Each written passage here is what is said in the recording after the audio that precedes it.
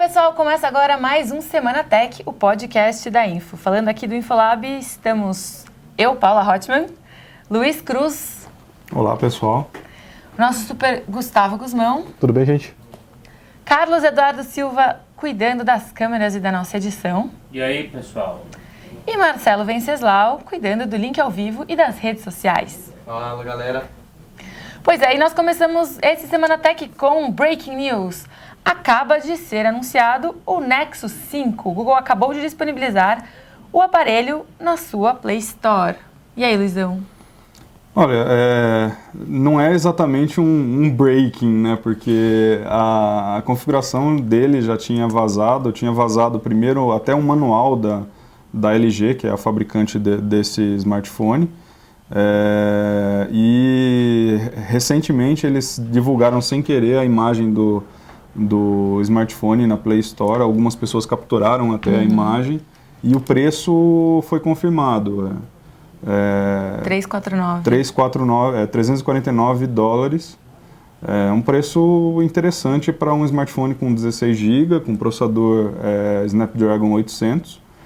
O 800 é quadricore, tem uma Adreno 330.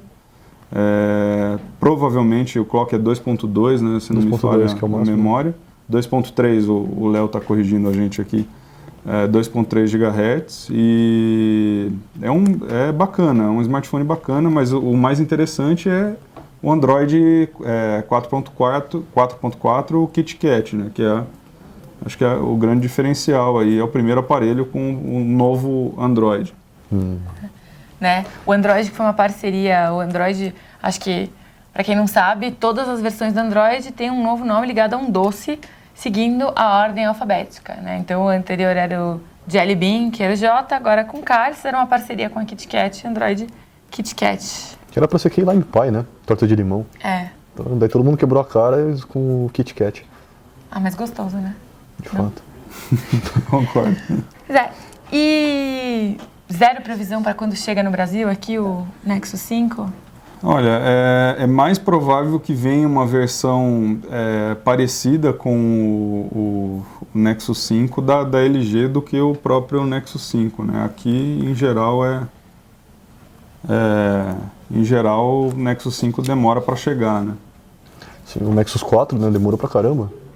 Se bem que chegou aqui e caiu o preço rapidinho, virou um celular bem competitivo, com bom hardware e... A vantagem de ter um Android do Google é a facilidade de atualização, né? Você atualiza com uma facilidade muito maior, né? Por isso vale a pena. Sim. Mas em termos de hardware dele? Interessante, é uma configuração boa. O processador é o melhor, ou talvez um dos melhores aí do mercado, né? Todos os smartphones topo de linha agora estão com um processador desse. A câmera me parece também interessante porque ela tem estabilização ótica, né? É uma coisa bem rara nos smartphones.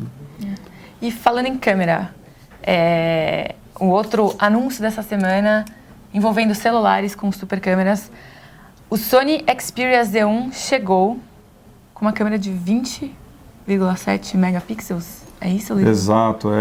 Esse smartphone topo de linha, na verdade, já foi anunciado lá fora faz um tempo e a Sony resolveu trazer ele e mais uma linha nova de Xperia. E ele tem um sensor de câmera compacta, assim, aquelas câmeras compactas que a gente costuma ver por aí. O tamanho do sensor dele é o mesmo tamanho do sensor dessas câmeras compactas. É óbvio que não tem o conjunto de lente ali, né, para fazer zoom e tal, mas de qualquer forma, para um smartphone ter isso é muito interessante. Ele só perde em resolução ali para o Nokia, o Lumia 1020 e para o PureView, que era o primeiro ali a ter uma resolução monstruosa, né? A gente testou ele aqui, ele está saindo na edição agora desse mês de novembro, então vocês podem conferir mais informações sobre ele aí na revista. O que eu achei mais interessante na experiência aí de uso que a gente teve é que a Sony se preocupou não só em fornecer um sensor maior, uma câmera um pouco melhor, mas softwares agregados. Tem, por exemplo, um software lá que fica dentro do software da câmera, chamado Social Live, que você consegue fazer streaming em tempo real, direto para uma conta do Facebook. Nossa.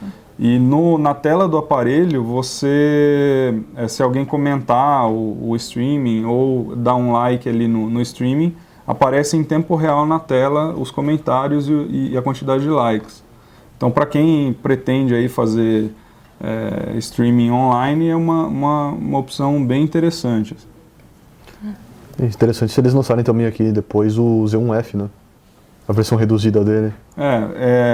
Quando a gente conversou com a Sony, eles não tinham nenhuma previsão de lançamento aqui. Porque o Z1F foi lançado só no Japão pela NTT Docomo, né? E é bem provável que ele não venha para cá, assim. Mas é interessante ter um aparelho menor, né? O Z1 tem uma tela de 5 polegadas e ele é grandão, né? Mas eles corrigiram assim, alguns detalhes em relação ao antecessor, que é o Z. Por exemplo, o microfone, ele tinha uma borrachinha que você colocava ali no microfone para caso você derrubasse o celular na água ou alguma coisa assim. E aí você tinha que andar com aquela borrachinha para ter certeza de que não ia acontecer nada com o smartphone, que é uma coisa muito chata, né?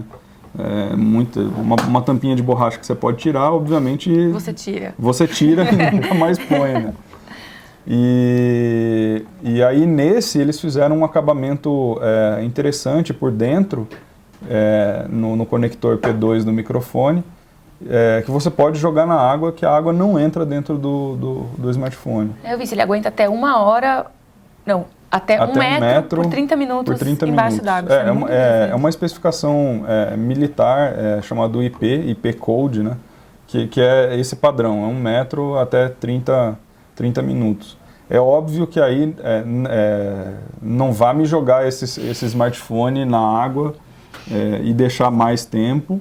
E outra, não vai entrar no mar com um smartphone desse no bolso, porque a água salgada é diferente e obviamente danifica o smartphone. Dicas de Luiz Cruz, não entre com o celular no mar. Porque quem nunca, né? Quem nunca. Mas caso ele caia na água, isso eu já testei, funciona, coloca no pote com arroz que ajuda a secar. De verdade. Esse smartphone nem precisa, na verdade, é só secar porque a água não vai entrar. E interessante é que você consegue tirar foto debaixo d'água. Então dá para fazer umas fotos dentro do aquário ou algo do gênero. A tela dele agora é acessível ao toque? Não, então, o antecessor, isso era até um problema. Assim, ele não tinha botão dedicado para a câmera. Então você colocava dentro da água e aí você tocava a tela capacitiva. A tela capacitiva não funciona dentro da água. Né? E se funcionar, funciona com comportamento errático. Né? E agora ele tem um botão dedicado em cima. Então você pode focar fora, colocar dentro da água e apertar o botão para tirar a foto. E vale lembrar que o preço dele é sugerido pelo fabricante, R$ 2.399. Eu vi hoje, está vendendo um monte de loja online e de fato é R$ 2.399. Tem algumas lojas que fazem um desconto à vista ali, mas enfim, acho que é um preço justo. De certa forma esperado. Assim, justo, eu não sei. Eu acho caro um smartphone custar R$ 2.400. Né? Mas de qualquer forma, os smartphones topo de linha hoje, todas as empresas estão praticando desse valor. É o piso topo de linha, né? É o piso topo de linha, exato. Só que com uma mega câmera dessas... Desculpa, eu não consigo parar de pensar nas fotos das girafas, foi 2 dias, mas a única coisa que eu consigo pensar é em quantas fotos de girafas em mega resoluções a gente teria no Facebook. Pode tirar umas belas fotos de girafa com uma câmera dessa. Girafas embaixo d'água. Com essa resolução de câmera aí, dá até para enquadrar a girafa inteira. Olha que maravilha. Enfim, e essa semana parece a semana dos smartphones. A Motorola anunciou um projeto de smartphone que é uma ideia assim meio revolucionária, se a gente pensar no que existe hoje no mercado. A ideia são smartphones com componentes substituíveis. A ideia é que você possa montar o seu smartphone como um Lego. Você vai juntando as pecinhas que você mais gosta, é bem mais barato de você atualizar o que já existe e você consegue integrar uma série de produtos e trazer novos desenvolvedores. Esse projeto, apesar de parecer bem inovador, ele é baseado nos phone blocks, Sim. que já é um outro projeto que é meio conhecido na internet. Então, o que você achou desse anúncio da Motorola de investir nessa... Olha, o Léo publicou um texto no nosso site, para quem quiser olhar, está no blog de Gadgets, e eu concordo um pouco com o ponto de vista dele. Assim, é interessante, é óbvio que se você pensar do ponto de vista de usuário, assim, você tem que trocar seu smartphone a cada, sei lá, 4 meses ou 6 meses no máximo para poder acompanhar as evoluções. Eles estão, de fato, evoluindo numa velocidade que o nosso bolso não comporta, não permite esse acompanhamento. E a possibilidade de você ter um smartphone que você pode, por exemplo, remover a câmera, colocar uma câmera melhor. Hoje eu sei lá, vou viajar por muitas horas. Então eu vou colocar um módulo de bateria a mais para ele durar a viagem toda. Essa possibilidade é muito interessante, assim, muito interessante. E algumas aplicações, por exemplo, eu vou criar um hardware que depende da conexão de celular, por exemplo. Eu poderia comprar só um módulo de celular, comprar a base e montar o meu projeto em cima daquilo. Que eu acho que é um pouco a ideia deles, ou pelo menos eles estão explorando dessa forma. Agora, do ponto de vista comercial, eu acho muito difícil que isso dê certo. Assim. Você acha? Eu acho, porque teria que ter um engajamento de todos os fabricantes. E você imagine, um fabricante, por exemplo, lançar um módulo LTE. Você compra com 3G e aí um fabricante lança um módulo LTE. Esse fabricante teria que homologar em todos os países e todas as operadoras para poder lançar esse módulo. Quer dizer, ele vai ter toda a parte ruim de lançar um smartphone, quer dizer, ruim não, mas trabalhosa, de lançar um smartphone, e o fabricante do smartphone, que é a base, não teria esse trabalho. Então, qual fabricante que vai querer entrar nessa? Assim? Sem contar outras dificuldades aí, que invariavelmente você teria que fazer toda uma estrutura, um sistema operacional de forma modular, né? Então, e eu acho que nesse ponto é um pouco complicado. Porque cada fabricante pensa de um jeito, como customizar o software e tal. Mas eu acho que, pelo que eu entendi, a ideia é que você também consiga abrir um pouco mais esse mercado, né? Até é engraçado que a declaração da Motorola sobre isso é que eles pretendem fazer pelo hardware o que o Android fez pelo software. A ideia é de criar esse ecossistema em que você consegue ter outros players entrando e produzindo peças menores e que o usuário consiga... Imagina que você baixa um aplicativo, você compra uma peça menor, é mais barato, você... Que nem você falou, Luizão, você atualiza o seu celular de uma forma muito mais simples. Eu acho vantajoso, assim, eu só não acho que seja um modelo comercial, por enquanto, possível. Assim. Você acha que isso não incentivaria talvez a adoção de padrões, mas que permitam que novos players entrem e criem essas peças? Porque uma das ideias da Motorola, ou pelo menos uma das bandeiras que eles levantam com esse projeto, é de aumentar a inovação e você diminuir o tempo de desenvolvimento. Uma vez que você abre uma plataforma para mais pessoas, não ficar tudo concentrado numa mesma empresa. Será que eles não junto com isso, eles não teriam que talvez fornecer essa plataforma inicial ou dar uma ajuda, se eles querem a participação de desenvolvedores menores? Para que isso aconteça de fato, para chegar no consumidor, eu acho que possível. Mas eles teriam que investir muita grana e teriam que treinar alguns parceiros para funcionar nesse modelo. Para o consumidor, como eu disse, é vantajoso. Assim, você poderia trocar com mais rapidez, com menos tempo, as peças para montar o seu smartphone. De certa forma, assim, vale pensar, só conjeturando aqui, vale pensar que o hardware open source não é uma novidade.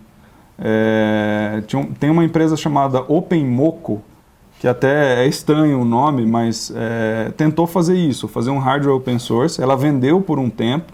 No Brasil, chegou a ser comercializado no sul do país e não deu certo. Assim, é um projeto que morreu. Por quê? Porque as operadoras ainda detêm o controle sobre o lançamento dos smartphones. Então, elas não queriam autorizar a entrada desse player estranho no ninho delas ali. E ele também não tinha escala para atender uma grande operadora. Então, eu não sei se esse modelo ele já foi testado, de certa forma, então não deu certo. Mas talvez não por um player grande, né? Vale lembrar que a Motorola, esse lançamento faz parte da compra da divisão de celulares da Motorola pelo Google. Então tem muita gente fazendo essa comparação então, será que esse é um grande movimento do Google em direção a criar uma plataforma talvez aberta de celulares? Sim, para mim é o fabricante, o desenvolvedor ideal para começar uma ideia dessa. Se vai dar certo ou não, eu concordo com o Luiz, não dá para saber, só o tempo vai mesmo. É meio que uma ideia utópica até hoje. Bem, se você tem uma pergunta? O Cardoso aqui nas redes sociais também está falando que ele concorda, que hardware aberto é uma ideia excelente. Os leitores também apoiam. Não, assim, eu adoraria, inclusive, ter um desse. O que você gostaria de colocar no seu celular hoje? Se você pudesse tirar alguma coisa e colocar hoje, o que você colocaria no seu telefone, Elisandro? Nossa, eu acho que eu trocaria tudo, assim, eu teria vários módulos para ficar trocando a cada ocasião, levar alguma coisa diferente, assim. Entendi. O exemplo que eu dei, por exemplo, eu vou viajar para o interior, eu levo 2 baterias, vou tirar foto aqui no Infolab e eu troco a câmera. Cadu, você quer colocar uma câmera Mega Power no seu celular para ficar filmando a gente o tempo inteiro, sem precisar dessa câmera aqui? Não, eu ia orkutizar o meu iPhone. Eu ia colocar antena de TV, recepção de TV. Justo. Você imagine também poder trocar esses módulos com os amigos, né? Eu comprei um módulo que não é legal e tal, então o meu amigo comprou um que também não gostou, a gente troca e põe no smartphone. É legal. Cara, é tipo o novo Tazo, só que para smartphone. Exato. Novo Tazo. É engraçado isso.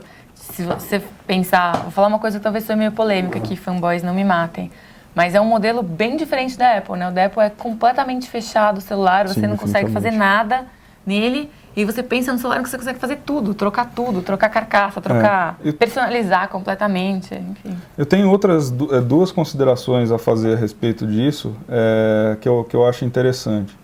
A primeira é que o Google, ele comprou uma empresa no passado chamada Modu. É uma empresa israelense que criou também um celular modular, por isso Modu, de modular, em que você era um feature phone, um celular mesmo, que você conectava em diferentes módulos e cada módulo tinha uma função diferente. Por exemplo, quando você queria reproduzir música do celular numa dock, ao invés de conectar o smartphone na dock, eles fabricavam uma dock que já tinha um armazenamento com música e tal, e você encaixava o celular ali e ela funcionava.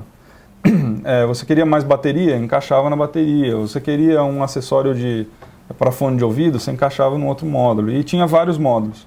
E ela foi comprada pelo Google por 9 milhões. O Google comprou todas as patentes dessa empresa e é ela que está sendo utilizada muito provavelmente nesse projeto. Legal. Um detalhe curioso é que essa empresa, o CIO dessa empresa é o Dov Moran, é um israelense. Ele criou o pendrive, o USB Disk on the Go.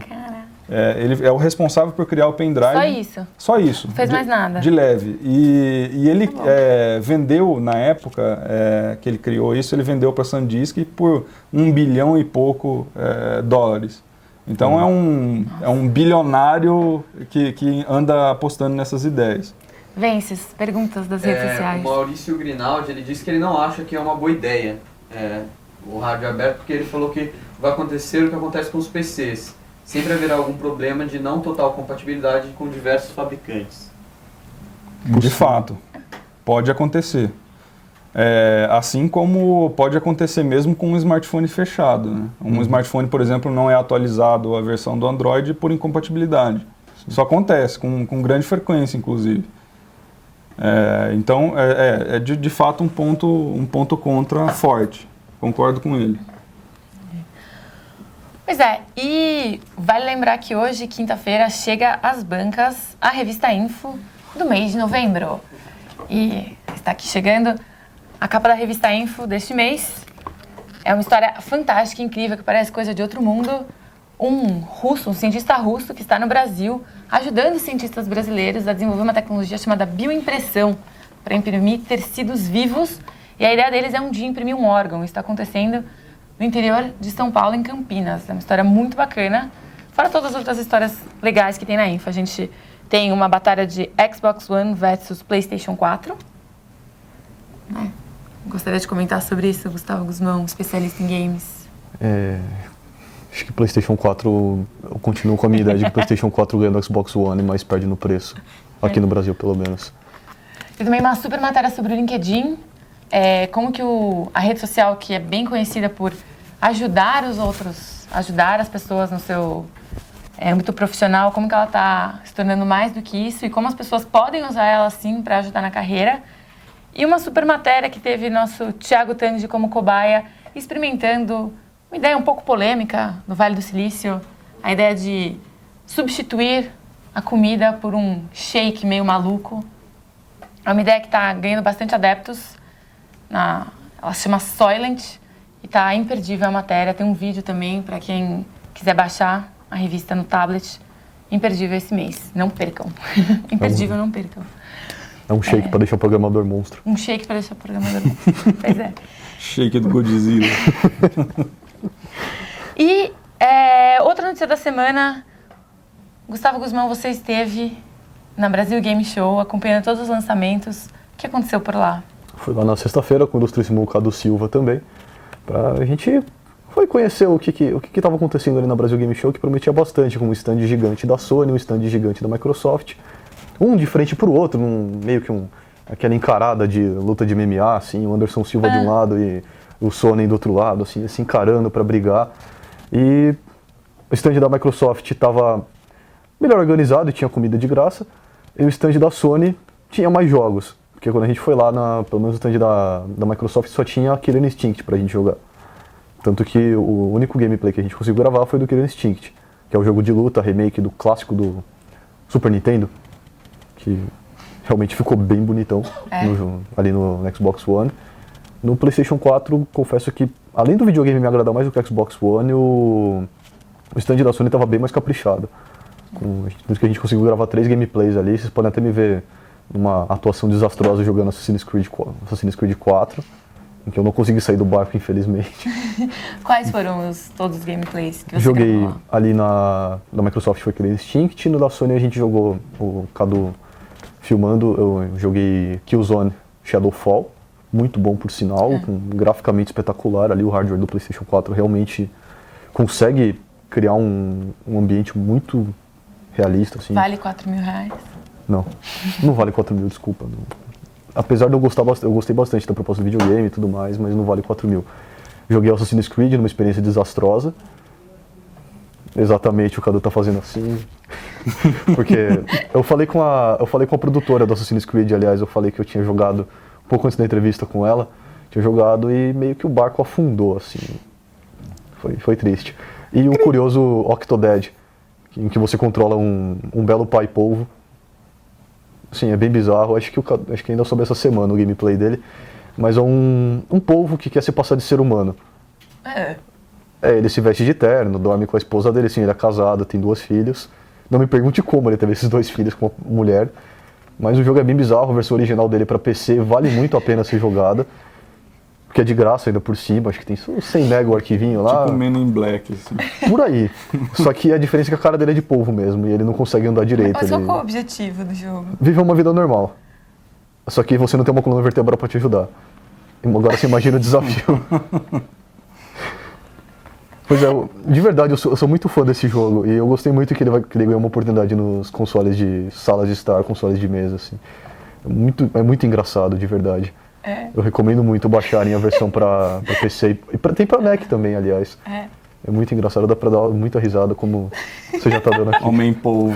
Mais ou menos. Octodad, Octopi, né? O objetivo é ficar de pé. O objetivo é ficar de pé, fazer café, arrumar a cama, se despertar e, sei lá, dar um beijinho na esposa sem que ela suspeite que você é um polvo. Ela não sabe que ela não sabe, polvo. tanto que ela é casada com o cara. Digo, o polvo. Ela não percebeu que quando ele abraça ela tem tipo vários braços, assim. É que você escolhe quando você ativa ou não os... Ah, começa a ficar Por mais exemplo, interessante. pelo menos no gameplay, a gente segurava com o controle, você apertava o L2 para mudar pro controle. Você apertava o L2, ele controlava as pernas dele, com os analógicos, de uma forma bem bizonha. Sim, ele andava assim se arrastando, era bem bizonho mesmo. Quando você apertava L2, ele ativava os braços. Mas controlava com o analógico e tinha que pegar, sei lá, o despertador. Você apertava o R2 e ele colava nos sulcos dele aqui do braço e jogava. Marcelo Venceslau, você com todos os seus braços de polvo que controlam todas as nossas redes sociais. Qual é a pergunta? A Vitória Prado, ela pergunta se o custo-benefício do Xbox One vale a pena. Olha, por R$2.200 eles deram não, R$2.300 eles deram um aumento anunciaram um aumento no preço do Xbox One, apesar de ser fabricado no Brasil. O custo-benefício dele é melhor que o PlayStation 4, mas sei lá, eu pelo menos não pagaria R$2.200, R$2.200 ou R$2.300 no videogame. Eu esperaria ainda. E, sei lá, boatos de que o preço do PlayStation 4 deve cair em breve. A própria Sony já pretende fazer isso, porque R$4.000 é um preço impraticável. Se os dois ficarem numa margem assim de R$1.800, R$1.500, assim, forem baixando, dá pra pensar em comprar. Eu preferi o PlayStation 4 nesse caso. Olha, eu acho que o custo-benefício aí depende que estilo de jogo a pessoa gosta de jogar, né? Uhum.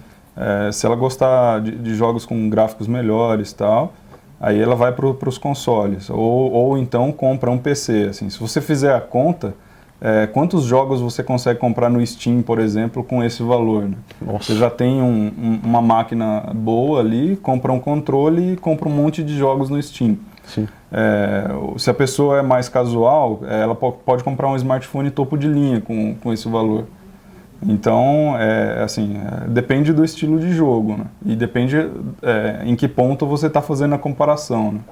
Sim, eu até falei que eu prefiro o PlayStation 4, mas já que o Luiz citou, eu investiria o dinheiro de um Xbox One ou de um PlayStation 4 em um PC mesmo, justamente pelo preço do jogo. No jogo do PlayStation 4, por exemplo, a Sony prometeu por R$180, mas os jogos de pré-venda hoje estão saindo por 200, ou seja, foi uma bela promessa furada da Sony.